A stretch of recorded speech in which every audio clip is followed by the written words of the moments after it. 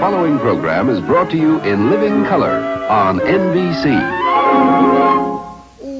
Okay. Hello there, Pipe Pals. How you doing? I don't know if this is working. I think the camera's right there, so I'm going to try to focus on that little button right there. Okay, so I'm going to make a little video this morning. It's been a while, so my apologies. Right now I've been really busy. See if I can get this show up here. Working on several projects. I was working on a very special video talking about the San Damiano Cross here at this workstation, using some a professional mic, or at least a little more professional mic for recording. I was using the iPad. I was using my MacBook 12-inch because it doesn't have any fans in it.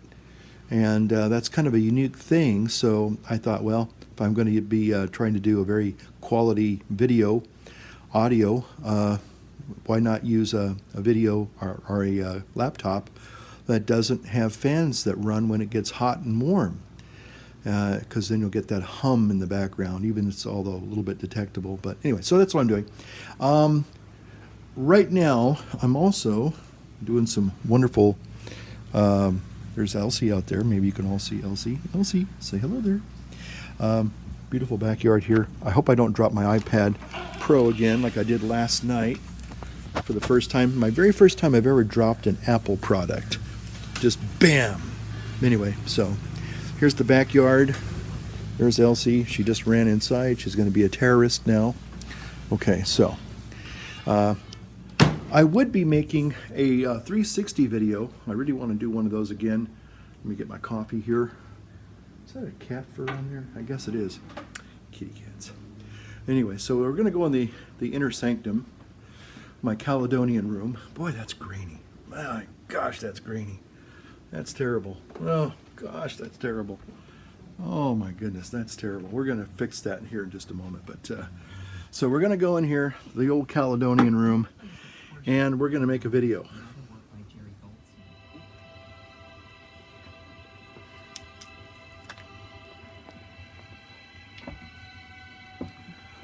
Well, good morning, and by early happy Memorial Day to all of you.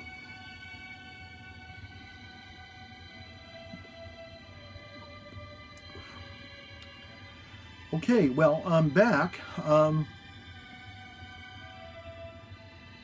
Listening to a little bit of radio KXPR from Sacramento. Listening to some theme songs from, I think, Patton was one, MacArthur, and now I guess the film score to Platoon. I remember seeing that with my buddy Mike a long time ago. Anyway, smoking my Philippe Rivara. Hopefully the quality now is a little bit better as far as the video goes, because I'm now shooting with the actual high-def camera on the iPad Pro 9.7. And I'm smoking something actually I'm kind of happy to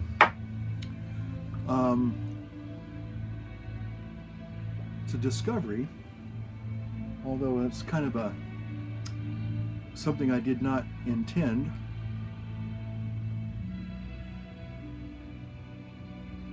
Not quite the same flavor, but okay. I got this about, gosh, this is a Briar Patch mixture called DuPont. Lake DuPont, I think it is. And as I opened it up this morning, I just was looking for something. I still have my other tins and things in the refrigerator, and they seem to be doing fine. But so I have another little stash of tobaccos that I hate to say I don't really take very good care of. And they're opened, and they're in plastic bags, and so I'm not really cellaring them properly. But George Delaruy's score, the theme from Platoon, but I have to say that I probably bought this, gosh, if not a year ago, maybe even 2 years ago, and it's still moist and relatively tender and very flavorful. And to my surprise, well, to wrap up 1998 and delight, this DuPont, Lake DuPont, smells very, very close, very similar to that old tinderbox blend that I really can't find anymore called Tropical Mix.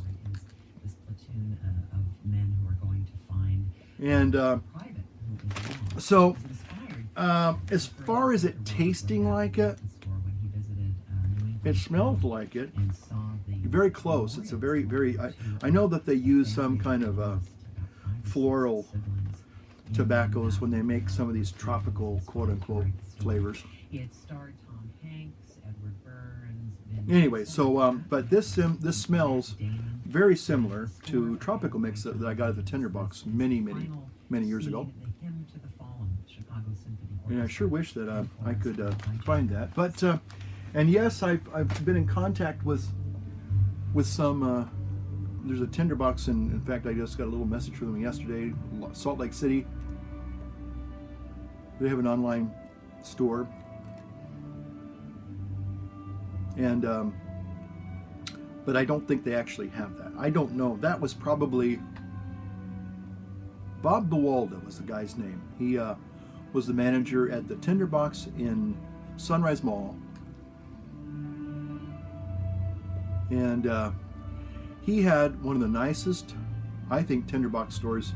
It was very closely based upon the original Tinderbox, Ed's Tinderbox in Santa Monica, the original. Although it was a more stylized, but still, it had more of an English kind of, cobblestone kind of a storefront look to it, a Victorian look. And anyway, long story short was, I really loved that Tinderbox. I went there for years and years and years and years, at least 20 some odd years. Bought a lot of these pipes that you've seen many times at the Tinderbox. If I didn't buy them at the Tinderbox in Sunrise Mall in Roseville, I bought some of them when I was down at Stanford Mall. They had a Tinderbox back then. I probably don't now. And I bought many of those pipes during my 5 years in the seminary. So, wow. Time sure flies, let me tell you.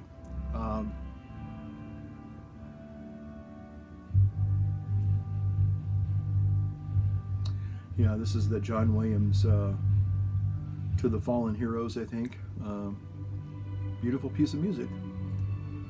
Very evocative, very emotional. Well, anyway, okay, so I'm here because, yes, I've been making videos for the last 2 days.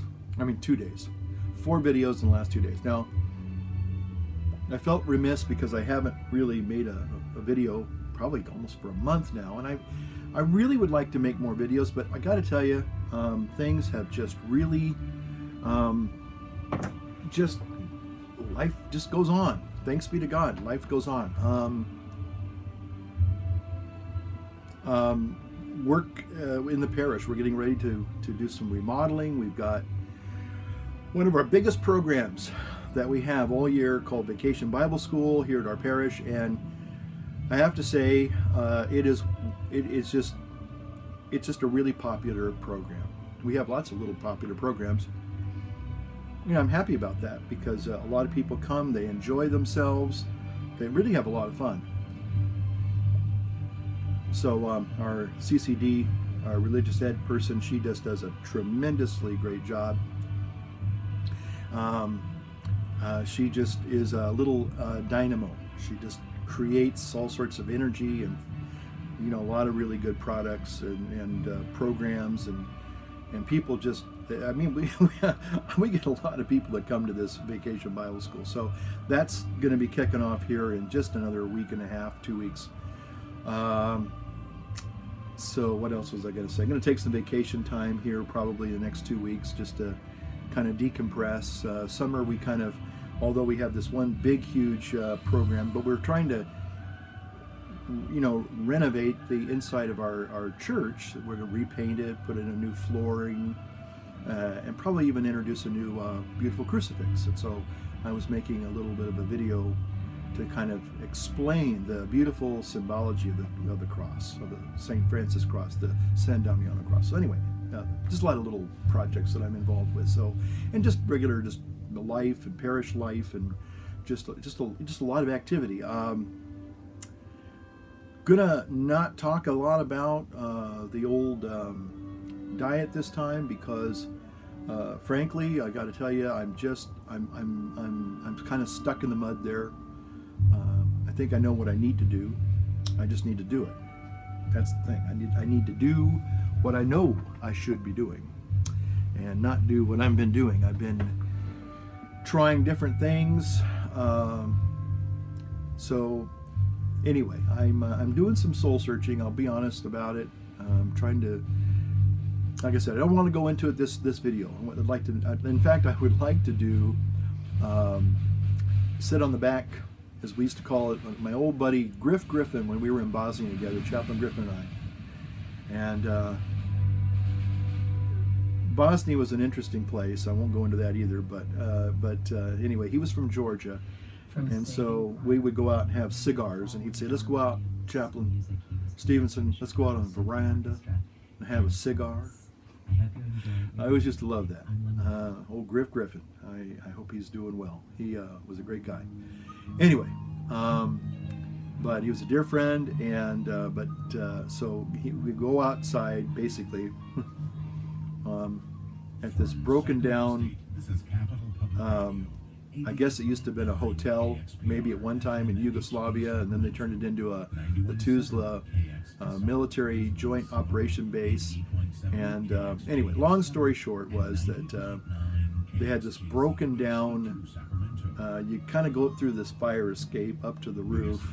You took your life in your own hands. It wasn't that dangerous, but I think it was maybe 30 feet off the ground, maybe 25 feet off the ground. If you fell, you could probably kill yourself, or at least get really hurt.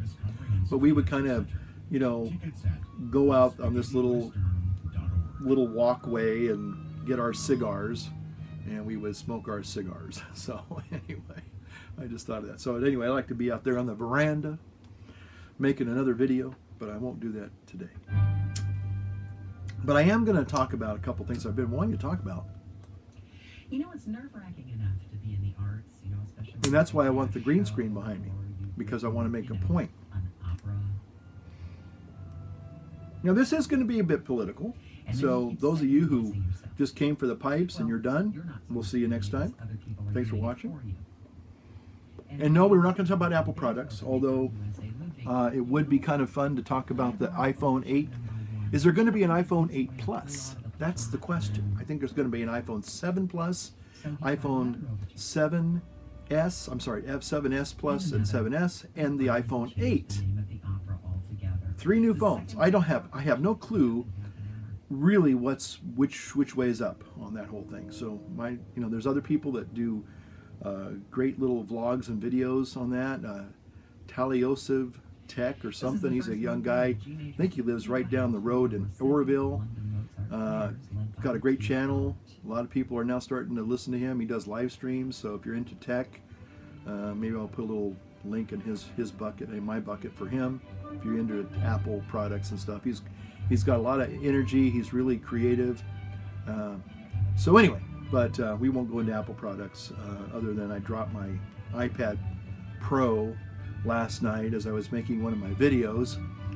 I'm hoping it's still working. So it's the first time in like 10 years that I've actually dropped an Apple product. I take that back. I've dropped once by accident, and then I also got a special case called LifeProof case, and I would stick it in there, and I would purposely, in front of my friends, drop it to see their hearts stop. That was fun. I like doing that. But other than actually dropping something and cracking a screen and breaking it, I have yet to do that.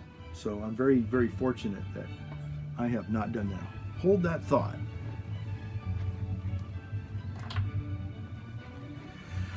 Have to get my special Herminator tamper. Herminator tamper. Yeah. In the tamping down the Philippe Rivera cherrywood. I thought cherrywood. Cherrywood's very American, you know.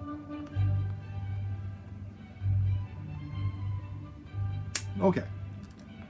So, let's get into this. Let's get into this because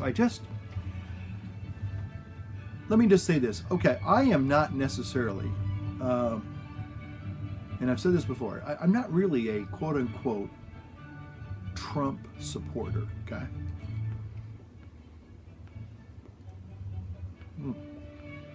Kind of getting a very good draw on that. That being said, though,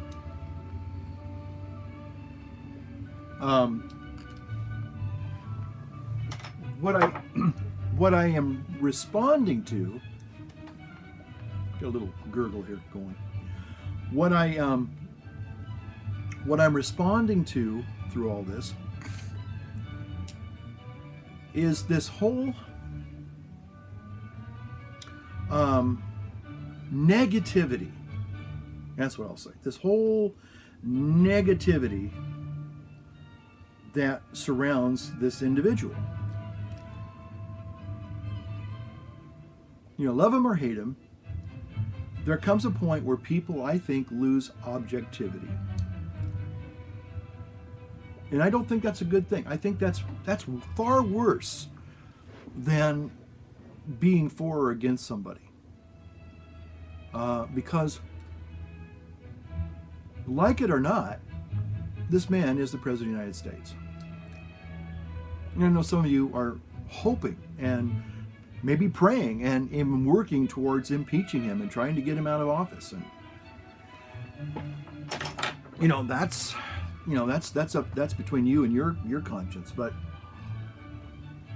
I have to be honest and say a lot of this stuff looks like it's I mean, to say it's biased is extremely obvious. All the major media networks are just out gunning for this guy. And it gets to a point where it would be so refreshing if we had people who were really trying to report legitimate news stories as opposed to trying to always trash President Trump. It's sort of like I remember sharing, it was sort of, I equated this whole ugliness to divorce. When you have friends, or maybe you yourself have gone through a divorce, you listen to the other person, let's say it was a couple, maybe you're more friends with one of the couple than you are the other, and you listen to their side of the story. And the other person, the one that they were married to, the one they're divorcing, that person is the most evil person in the world. Not all divorces are like this, but most, I have to say, I think are. You have to somehow project that the person you're divorcing is the most detestable human being in the history of the world. And every single thing they do is suspect. You have to always you always have to intuit a negative idea. In other words, that you believe that no matter what they do, that there's something evil and nefarious in their intentions. And I think that's what I see over and over and over and over and over and over and over again. People are talking about, all of these, suspected collusions with the Russians and all of these negative things, but there's no evidence. Maybe there will be. For those of you who hope that, you're, cheering on Maxine Waters and I guess Al Franken, I don't know, or all the other ones that are now, calling for impeachment.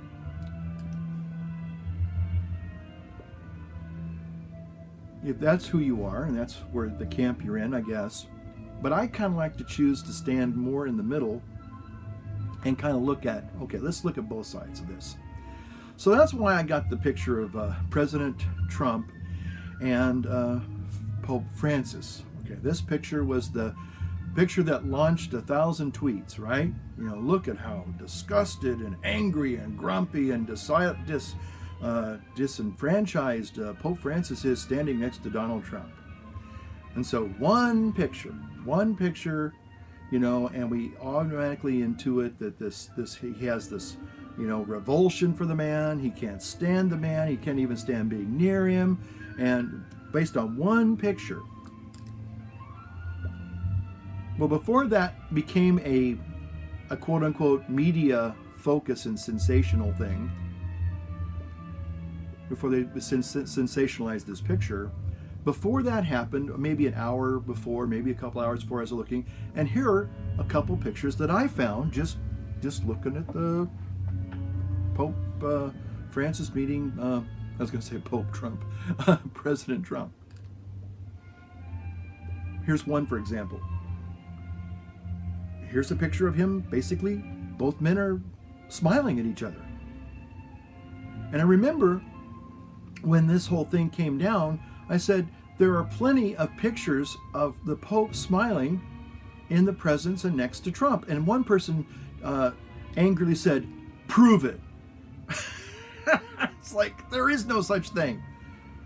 And I like, where are you living? And again, I found a whole bunch of pictures. Here are some of them. I'll just kind of roll them by. Again, here is now you have to understand something. Pope Francis is what, 80 years old. He's got the jowls like yours truly. You know, I'm a few years younger than him now, but not by much. I'm not saying I'm contemporary, but I'm getting closer. But the thing is, the man's an 80-year-old gentleman. His face has, like all elderly people, their facial structure, their features fall. So they don't, in their resting state, they're probably not going to look like they're happy. They're just going to be, you know, their faces, you know, it's, they call it a fallen face for a reason. And men and women both have, you know, when you get to a certain point in your life, your face falls. It gets, you know, it just that work of the nature, the gravity just, you know, pulls everything down. It's just part of life. So when he's, you know, basically in a quote-unquote rested facial expression, it's not going to look, you know, pleasant. Okay? And I don't think he was intentionally scowling. I just think that, in fact, here's a picture, I think I'll throw that up there, of another former POTUS, and look at the same expression. Interesting. So, again, to try to make a point with one picture is so clearly biased that it just really, it's upsetting. It's disturbing. It's aggravating, because it's not being objective. And what I want to see in the media, what I want to see in the body politic in our country, I want to see some objectivity. Everybody's in a rush to judgment.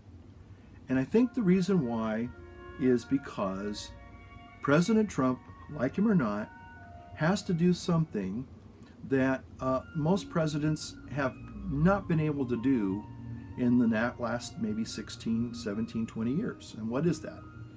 Now, again, President Trump, I will give you, he is not the most polished orator. He does not, he kind of shoots from the hip. We all know that. It would be nice and a little refreshing to see him be a little more polished and more focused in his comments. I think a lot of people, and I'm one of those, I wish he wouldn't tweet that much, because all he does is he feeds the trolls. And maybe he likes doing that. But the problem is that it's really putting a strain on his cabinet, on his administration. So it would be nice for him to have some restraint and just kind of focus the best he can, although it might be too late now. as far as effectively leading the country, because people have decided that they don't like him. And that's basically it. They don't like him. And why don't they like him? Because he does have to make some hard decisions that a lot of us have we've kind of forgotten that America is, whether you like it or not, it's based on capitalism. It's not communism. It's not socialism. And a lot of people in the last 20, 30 years, we've gradually kind of started, morphing into more of a kind of a socialistic kind of operation. And it's okay to have programs that help the poor and the impoverished and the people that are in need of said programs. But the reality is that somebody has to pay for those programs. Nothing's free. And capitalism is a system that our country has run by for almost 200 years. Is it perfect? No. But the bottom line is that that's how we operate.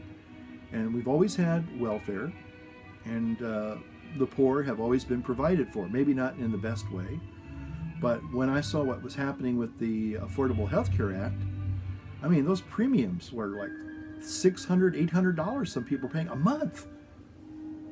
How can an average worker afford that? That was my question. I mean, I couldn't afford that. That would devastate me financially if we had to pay for that. So the bottom line is that I was thinking, okay, well, the Obama thing, it just didn't work. We got to do something different. Now, again, I don't know what is going to be in the new health care bill, but it's got to be better than what the Obama one was. But here's the other thing: is that we're not on a national health service like they are in the UK. And a lot of people, I think, want free health care. They want free higher education. They want free everything. Well, you know what, folks? You can't have free everything. You might be able to have discounted things. There might be some things, I went to college, 30 some odd years ago. I went to a junior college, and then I went to a state college. I paid the tuition fees. They weren't that exorbitant. But you had to pay for your own books, but that was that was part of your responsibility. And it seems like, and here's the other issue I want to talk about is, it's interesting how these young people have been going out into the streets and committing all this violence. And I started thinking the other day, and again, I'm not here to blame something, but I am saying that there is something that is interesting. That's all I'm going to say. Many of you will recall this game here, and it's a franchise now. And Grand Theft Auto is all about going out in the streets and breaking stuff up and doing violent things to people.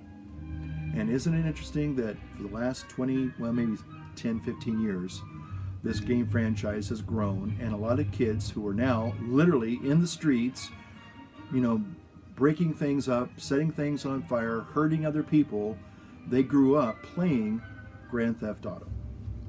And so I'm not going to say that it's all the fault of video makers. I'm not saying that at all. I'm just saying that in some ways, these kids are looking now for a way to act out, maybe in real life, what they played for many years on their computer consoles or their gaming consoles. Kind of just something to think about. So, again, the President of the United States has a lot of hard decisions to make, like an adult. Again, people say, well, he's no adult. He's just a big goofy kid, or he's just a big idiot, whatever,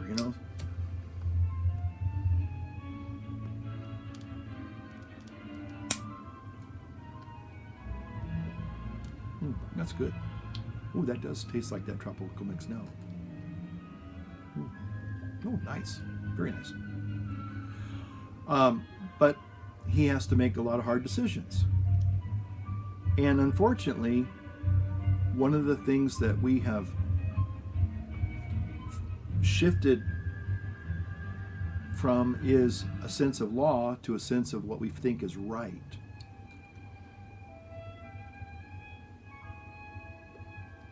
What's the greatest value is, quote unquote, tolerance and acceptance. The only problem is that those are nice ideals, but when it comes down to the nitty-gritty of the law and the Constitution, nobody has a free right to, free everything. If you want to be a citizen in this country, that's great. I have nothing against immigration. Legal immigration's good, and I think that we need to really look at trying to streamline it so more people can become legal immigrants. But right now the system is broken, and we need to fix it. But just to say that you can come here regardless of who you are and you don't need any documentation, you don't need to follow the laws, that's wrong. Law may not be perfect, but it's what is the cohesiveness of a society. Next time you decide you want to change the rules of the road and drive according to your interpretation of the driver's handbook, be my guest. Chances are it won't work because most of us, if not all of us, have interpreted the rules one way. And that's why it's usually safe. You can go do your shopping, you can go on your vacation, you can go to work, and reasonably expect to go and come home safely.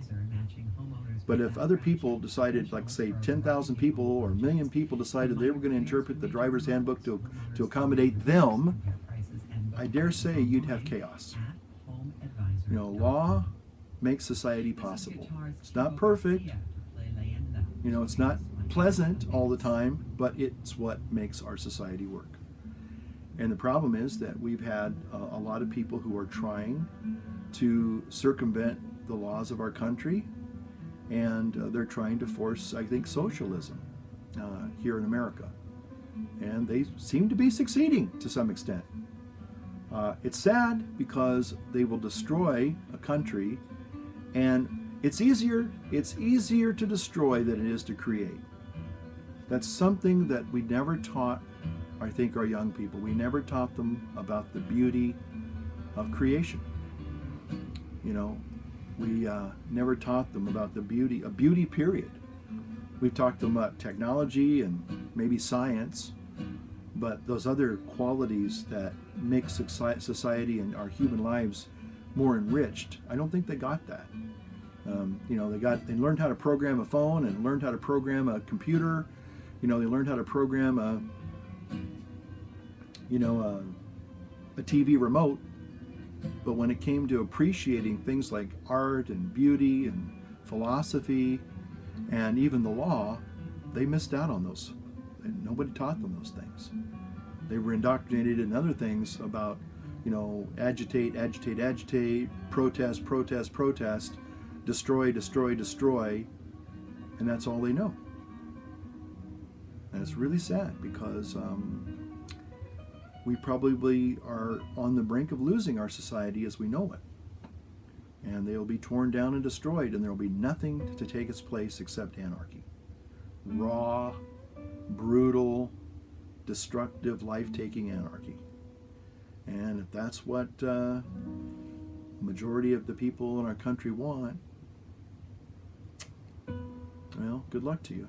That's all I'm going to say. So anyway, I wanted to get on here and say all that because I haven't had a chance to kind of vent my spleen.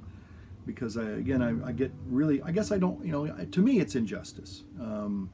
It's like, wait a minute, okay, is the person, that occupies the White House right now, is he a virtuous person? Well, no. But he is the President of the United States. And I think we as a country, as citizens, owe at least, maybe not the man personally, but at least the office. We need to try to find ways that we can support, our way of life, our governance. Even with an unpopular ruling, president. And again, I think some ways, maybe people, they would just put aside some of their visceral feelings and try to really look at it objectively. Maybe they could say, well, really don't care for the guy. You don't have to like him, but we do need to support our system of government. And I think that people are running so heedlessly, to judgment. They're rushing to judgment, and they're wanting to burn down the village. They got their pitchforks and they got their torches, and they're marching on the city, and they're gonna just tear it all down. And if that's what you want to do, then just know that the things that you take for granted, like water, electricity, just basic things like that. When those things are gone, your life changes radically. And I don't think a lot of people are thinking this one through. So let's take a pause. Let's maybe take a pipe break. Kind of mull it over a little bit. Because once you release some of these genies and demons, you can't call them back. So hopefully people will realize, okay, it's okay to be angry. It's okay to have opinions. It's okay to vent your spleen and rail at the TV or the internet or whatever it is that you like to get your, whatever. But at the end of the day, there's a big difference between, having strong feelings and acting on those feelings. Because sometimes acting on those feelings can be very, very, very destructive. And the consequences can be very, very difficult to undo, if they can be undone at all. Well, thank you for watching. So I would just like to say, as I am wont to say, light up your world, light up your pipe, and we'll see you next time. Thanks for watching. Really appreciate it. Thanks.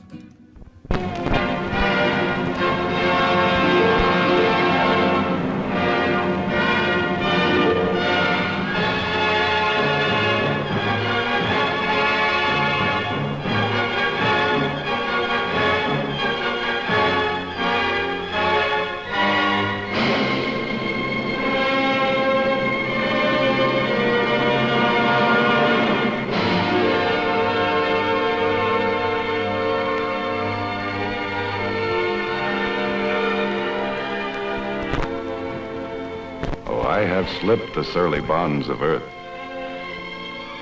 and danced the skies on laughter-silvered wings. Sunward I've climbed and joined the tumbling mirth of sun-split clouds and done 100 things you have not dreamed of. Wheeled and soared and swung high in the sunlit silence. Hovering there, I've chased the shouting wind along and flung my eager craft through footless halls of air.